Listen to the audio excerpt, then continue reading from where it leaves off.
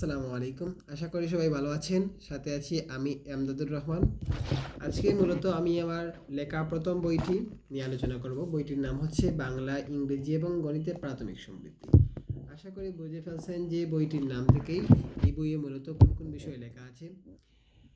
বইটিতে বাংলা, ইংরেজি এবং গণিতের বেসিক জ্ঞান অর্থাৎ মৌলিক যে বিষয়গুলো জানা থাকা প্রয়োজন একজন শিক্ষার্থীকে, সবগুলা বিষয় সুন্দরভাবে সহজভাবে উপস্থাপন করা হয়েছে, যাতে শিক্ষার্থীরা সহজেই বইয়ের বিষয়গুলো কারো সহযোগিতা ছাড়াই বুঝতে পারেন।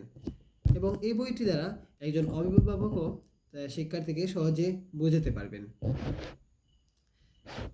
বইটিতে এমনভাবে লেখা হয়েছে যেন বইটি তৃতীয় থেকে অষ্টম শ্রেণীর শিক্ষার্থীরা পড়ে তাদের বেসিক জ্ঞান, বাংলা, ইংরেজি, গণিতের বেসিক বা মৌলিক জ্ঞানগুলো সহজে আত্মস্থ করতে পারে। এবং যারা নবম থেকে দশম শ্রেণীর শিক্ষার্থী আছেন তারাও এই বইটি পড়ে তাদের মৌলিক বাংলা, ইংরেজি এবং গণিতের মৌলিক জ্ঞান ভালোভাবে যাচাই করতে পারে। যারা তৃতীয় থেকে পঞ্চম শ্রেণীর শিক্ষার্থী আছেন তারা যদি এই বইটি পড়েন তাহলে তারা তাদের পরীক্ষায় আরও ভালো নাম্বার করতে পারবেন।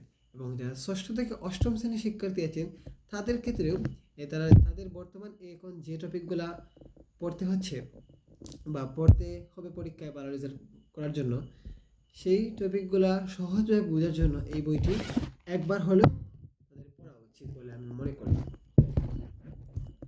তারপরে যারা ইংরেজি রিডিং পড়তে পারেন না তাদের জন্য এই বইটি অনেক উপকারে আসবে ইনশাআল্লাহ। তারপরে যারা বাংলা ব্যাকরণে, ইংরেজি গ্রামারে দুর্বল তাদের ক্ষেত্রে এই বইটি অনেক সহযোগিতা করবে বলে আমি মনে করি। আচ্ছা, আপনাকে আমি একটা কথা বলি, আপনাদের সবাইকে, আপনারা যদি একটি ছোট্ট বাড়ি তৈরি করতে চান এবং বাড়ি তৈরি করতে কী লাগে আমরা জানি, রড, সিমেন্ট, ইট, বালু আরও অন্যান্য অনেকগুলো জিনিস লাগে। সাধারণভাবে মনে করেন শুধু একটি বাড়ি তৈরি করবেন, যদি আপনি রড ছাড়া বালু, সিমেন্ট, ইট দিয়ে একটা বাড়ি তৈরি করেন তাহলে বাড়িটি ঠিক কতটুকু মজবুত হবে প্রশ্নটা আপনার কাছেই রেখে দিলাম। তাহলে ঠিক বুঝুন একজন শিক্ষার্থী বেসিক নলেজ ছাড়া কীভাবে একজন শিক্ষার্থী একজন ভালো শিক্ষার্থীতে রূপান্তরিত হতে পারে বা পরিণত হতে পারে। তাই দেরি না করে শীঘ্রই এই বইটি অর্ডার করুন এবং আপনার শিক্ষার্থীকে দেন একটি ভালো শিক্ষা উপকরণ। ধন্যবাদ সবাইকে। আসসালামু আলাইকুম।